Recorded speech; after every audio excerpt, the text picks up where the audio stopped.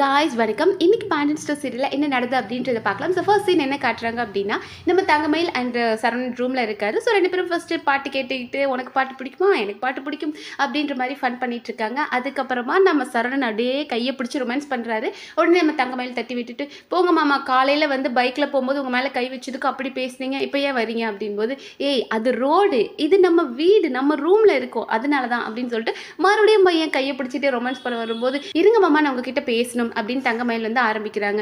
என்ன மாமா, வாங்கின சேலரி எல்லாம் அப்படியே கொண்டு வந்து கொடுத்துட்டீங்க, கொஞ்சம் கூட எடுத்து வைக்கல அப்படின்போது, அது எதுக்கு தங்கமயில எடுத்து வைக்கணும், அந்த பழக்கமே நம்ம வீட்டில் கிடையாது, புது பழக்கம்லாம் எதுக்கு அப்படின்போது இவங்க சொல்கிறாங்க, இங்கே பாருங்க மாமா, மாமா பர்த்டேக்கு நாங்கள் ஷாப்பிங் போனோம், நான் ராஜி மீனா 3 பேரும் போனோம், என்ன பொருள் வாங்கினாலும் என் கையில் காசே இல்லை, அவங்க 2 பேர் தான் கொடுக்குறாங்க, அப்போ அவங்க என்னை பற்றி என்ன நினைப்பாங்க, இவங்க தான் பிளானே அரேஞ்ச் பண்ணாங்க, ஆனால் இவங்க காசு கொடுக்க மாட்டேன்னு நினைக்க மாட்டாங்கன்னு போது சரவணன் சொல்கிறாரு, அதெல்லாம் நம்ம வீட்டு ஆளுங்க, அவங்களாம் ஒன்றும் நினைக்க மாட்டாங்க அப்படின்போது இவங்க சொல்கிறாங்க, இல்லை எனக்கு ரொம்ப அசிங்கமாக இருக்குது, என் கையில் காசே இல்லைன்னு எனக்கு ரொம்ப அசிங்கமாக இருக்குது அப்படின்போது நம்ம சரண் வந்து ஒரு கேள்வி கேட்குறாரு, ஆமாம் நீ MBA படிச்சிருக்க தானே, நீ வேலைக்கு போ, நல்லா சம்பாதி, ஏன் உனக்கு கவர்மெண்ட் வேலை கூட கிடைக்கும் அப்படின் போது நம்ம தங்கமயிலுக்கு தூக்கி வாரி போடுது, ஐயோ MBA நம்மலாம் அப்படின்ட்டு, ஆஹா நான்லாம் வேலைக்கு போக மாட்டேன் மாமா, அப்புறம் அத்தை எப்படி தனியாக வேலை செய்வாங்க, நான் போக மாட்டேன் அப்படின்போது, அம்மா தானே, அம்மாலாம் தனியாக வேலை செஞ்சுக்குவாங்க நீ போ அப்படின்போது, ஆஹா மாமா திட்டுவாங்க, இப்போது ராஜி வந்து டியூஷன் எடுத்ததுக்கே மாமா திட்டினாங்களே, அந்த மாதிரி மாமா வேலைக்கு போனால் திட்டுவாங்க அப்படின்போது இவர் சொல்கிறார், இங்கே பாரு ராஜி படிச்சுக்கிட்டே வேலைக்கு போச்சு, அதனால தான் அப்பா திட்டினாரு,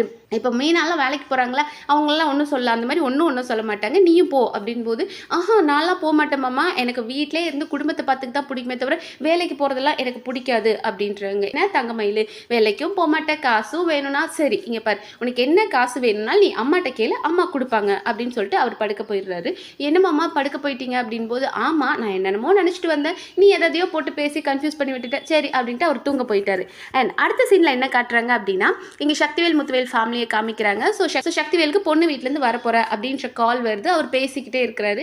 அண்ட் பேசிட்டு இங்கே வந்து சொல்கிறாரு மாறிக்கிட்ட, இங்கே பாரு அவங்க சைட்லேருந்து ஒரு 2-3 பேர் வருவாங்க, அவங்களுக்கு சாப்பாடுலாம் அரேஞ்ச் பண்ணி வை அப்படின்னு சொல்லிட்டு இருக்கிறாரு. அண்ட் அம்மா கேட்குறாங்க, இந்த பொண்ணோட ராசி அதெல்லாம் என்னன்னு பார்த்தாச்சா அப்படின் போது சக்திவேல் சொல்கிறாரு, அதெல்லாம் பார்க்குற நிலமையிலே அத்தா நம்ம இருக்கிறோம், நமக்கு பொண்ணு கொடுத்தா போதுன்ற மாதிரி இருக்கும், எல்லா இடத்துலையும் வந்து இந்த ஃபேமிலியா அப்படின்னு சொல்லிட்டு நம்ம வேண்டான்னு ஒதுக்கிட்டு போகிறாங்க, நாம வந்து ஒரு பொண்ணு வீட்டை வேண்டான்னு சொன்னால் கௌரவம், ஆனால் ஒவ்வொரு பொண்ணு வீடு நம்மளை வேணான்னு சொல்கிறாங்க, இதெல்லாம் நமக்கு தேவையா அப்படின்ற மாதிரி பேசிட்டு, ஆமாம் அண்ணி எங்க அப்படின்னு மாறிக்கிட்ட கேட்குறாரு. சரியில்ல, ஸோ மாறி சொல்கிறாங்க, அக்காவுக்கு உடம்பு சரியில்லை படுத்திருக்காங்க, நானே எல்லா வேலையும் செஞ்சிருவேன் அப்படின் போது இவருக்கு கோவம் வருது சக்திவேலுக்கு, அன்னைக்கு உண்மையாகவே உடம்பு சரியில்லையா இல்லைன்னா குமாருக்கு ஒரு நல்லது நடக்குது அப்படின்றத பிடிக்காம போய் இருக்கிறாங்களா, எனக்கு என்னமோ அன்னைக்கு உடம்பு சரியில்லாத மாதிரிலாம் தெரியல, வேணும்னே வாண்டடாக எதுக்கும் கலந்துக்க கூடாதுன்றதுக்காக, அதாவது அண்ணியோட அந்த நகை விஷயத்தை நான் தான் பேசி அதோட உண்மையை கொண்டு வந்த அந்த கோபத்தில் தான் அவங்க வந்து வெளியே வராமலே இருக்கிறாங்களோன்னு எனக்கு சந்தேகமாக இருக்குது அப்படின்ற மாதிரி பேசுகிறாரு. ஸோ இது வந்து நம்ம வடிவு உள்ளே படுத்திருந்துட்டு இதை கேட்டுகிட்டே இருக்கிறாங்க. அவங்க உடனே எந்திரிச்சு வந்துட்டு நானும் வேலை செய்கிற வா மாறி அப்படின்னு கூப்பிடும்போது மாறி சொல்கிறாங்க, அக்கா வேண்டாம் அக்கா உங்களுக்கே உடம்பு முடியல நீங்கள் படுத்துக்கோங்கன்னு போது இவங்க சொல்கிறாங்க, இல்லை குமாரும் என் பையன் மாதிரி தான், அவனுக்கு கல்யாணம் நடக்கக்கூடாது, அதை கெடுக்கணும்னு நினைக்கிற ஆள்லாம் நான் கிடையாது, அவ்வளோ கெட்ட புத்தி எனக்கு கிடையாது, என்னால் முடிஞ்ச வரைக்கும் நான் செய்கிறேன் அப்படின்னு சொல்லிட்டு அவங்க 2 பேரும் உள்ளே போயிடுறாங்க. ஸோ அம்மா திட்டுறாங்க, ஏன்டா இப்படி வாய்க்கு வந்த மாதிரி பேசுகிற, அவளே உடம்பு முடியாதவ, அவளை நீ இப்படி பேசுவியா, என்ன முத்து நீ கூட பார்த்துட்டு இருக்க, உன் பொண்டாட்டி இவ்வளோ பேசுகிறான், ஏன் இப்படி பேசுன்னு கேட்க மாட்டியா அப்படின்னு சொல்லிட்டு அவங்க திட்டிட்டு அவங்க உள்ளே போயிடுறாங்க. அதுக்கப்புறமா நம்ம முத்துவேல் வந்து சக்திவேல்கிட்ட பேசுகிறார், இங்கே பாரு பொண்ணு வீட்டிலேருந்து வர போகிறாங்க, எந்த பிரச்சனையும் வேண்டாம், குமாருக்கு நல்லபடியாக கல்யாணம் நடக்கணும் அவ்வளோதானே, அதை நான் பார்த்துக்கிறேன், ஆனால் அதுக்குன்னு நீ அண்ணிய மரியாதை இல்லாமலாம் பேசாத, அவளும் வந்து குமாரத்தை பையன் மாதிரி தான் பார்க்குறா, இப்படி பேசுகிறவெல்லாம் இன்னொரு தடவை அன்னிக்கிட்ட இப்படி பேசுகிறவெல்லாம் வச்சுக்காத அப்படின்னு மிரட்டி விட்டுட்டாரு.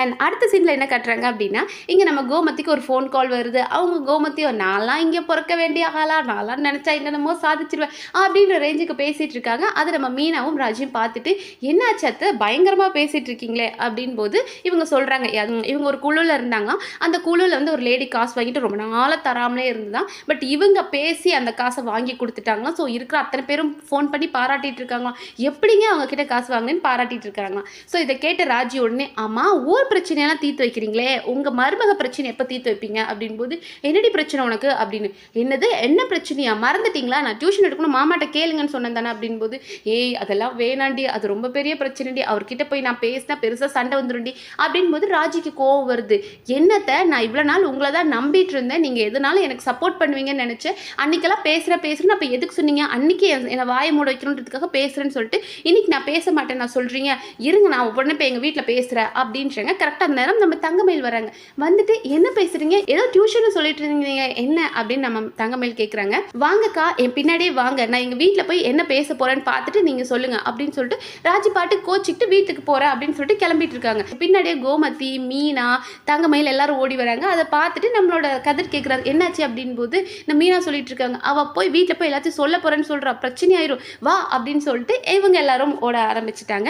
அங்கே நம்ம ராஜி அப்படியே கோவமாக வீட்டுக்கு வெளியே வரும்போது ஒரு வண்டி வேகமாக அவங்களை இடிக்கிற மாதிரி வருது. அந்த நேரம் பாண்டியனும் பழனியும் வண்டியில் வராங்க. ஸோ இதை பார்த்து பாண்டியன் பதறிட்டாரு, ஐயோ என்னமோ வண்டி இடிச்சிருச்சோ அப்படின்ற பதறிட்டாரு. ஏன் ராஜி என்னம்மா பார்த்து போக மாட்டேமா, வண்டி வருது இடிச்சிருந்தா என்ன ஆகும் அப்படின்னு சொல்லிட்டு ஏங்க ஒழுங்கா வர மாட்டீங்களா அப்படின்னு அந்த வண்டிக்காரரை திட்டும் போது வண்டியில இருந்து நம்ம பாண்டியனுக்கு தெரிஞ்சவர் இறங்குறாரு. சரண் பாண்டியா நீயா அப்படின்னு சொல்லிட்டு பேசுறாங்க. ஸோ இவங்க ரெண்டு பேரும் ஏதோ பிசினஸ் ரீதியாக தெரிஞ்சவங்க போல இருக்கு. ஸோ நம்ம எப்போ லாஸ்ட்டாக பார்த்துக்கிட்டோம் எப்படி பிஸ்னஸ் அப்படின்ற மாதிரிலாம் பேசிட்டு இருக்கும்போது இதை சக்திவேல் பார்த்துடுறாரு. ஐயே இது என்ன அந்த குடும்பமே சேர்ந்து இவர்கிட்ட போய் பேசிக்கிட்டு இருக்கேன் அப்படின்னு சொல்லிட்டு வாங்க பொண்ணு வீட்டில் வந்துட்டீங்களா, சீக்கிரம் வாங்க உள்ள வாங்க அப்படின்ற மாதிரி கூப்பிடும்போது அந்த பொண்ணு வீட்டுக்காரர் நம்ம பாண்டியனுக்கு ரொம்ப தெரிஞ்சவர்ன்றால அவர்கிட்ட கேட்குறாரு, என்ன பாண்டியா மாப்பிள்ளை எப்படி அப்படின்னு சக்திவேல் முன்னாடியே கேட்டுக்கிட்டு இருக்கிறாரு. அப்போ அவர் ஒன்றுமே நம்ம பாண்டியன் ஒன்றுமே சொல்கிறதுக்குள்ளே சக்திவேல் இருந்துட்டு கண்டவங்கிட்டலாம் நீங்கள் எதுக்கு இதை பற்றி கேட்டுட்டு இருக்கீங்க, நீங்கள் வாங்க வீட்டுக்குள்ளே அப்படின் போது இங்கே நம்மளோட கதிர்க்கெல்லாம் கோவம் வருது, அடிக்கிற ரேஞ்சுக்கு போகிறாரு. அப்போ அந்த பொண்ணு வீட்டிலேருந்து கேட்குறாங்க, உங்கள் தங்கச்சியை பாண்டியனுக்கு கல்யாணம் பண்ணி கொடுத்துருக்கீங்க, உங்கள் வீட்டு பொண்ணை தான் அவங்க பையனுக்கு கல்யாணம் பண்ணி கொடுத்துருக்கீங்க, அப்படி இருக்கும்போது எதுக்கு ஒரு மாதிரியாக பேசிக்கிறீங்க அப்படின் போது நம்ம சக்திவேல் சொல்கிறாரு, பல வருஷத்துக்கு முன்னாடி ஓடி போனவளும் இப்போ புதுசாக ஓடி போனவளும் எங்கள் வீட்டு பொண்ணெல்லாம் கிடையாது அப்படின்ற மாதிரி கோவமாக பேசுகிறாரு. அதோட இன்னைக்கு எபிசோடு முடிஞ்சிருச்சு. ஸோ நாளைக்கு வேறு லெவலில் ஒரு சம்பவம் இருக்க போகுது. ஸோ அப்படி என்ன சம்பவம் நடக்க போகுது அப்படின்ற எல்லாத்தையும் நாளைக்கு வெயிட் பண்ணி பார்க்கலாம். அண்ட் இன்னைக்கு எபிசோட் பற்றி நீங்கள் என்ன நினைக்கிறீங்கன்றத கமெண்ட் செக்ஷன் சொல்லுங்கள். அண்ட் இந்த வீடியோ உங்களுக்கு பிடிச்சிருந்தா சப்ஸ்கிரைப் பண்ணி சப்போர்ட் பண்ணுங்கள். நன்றி.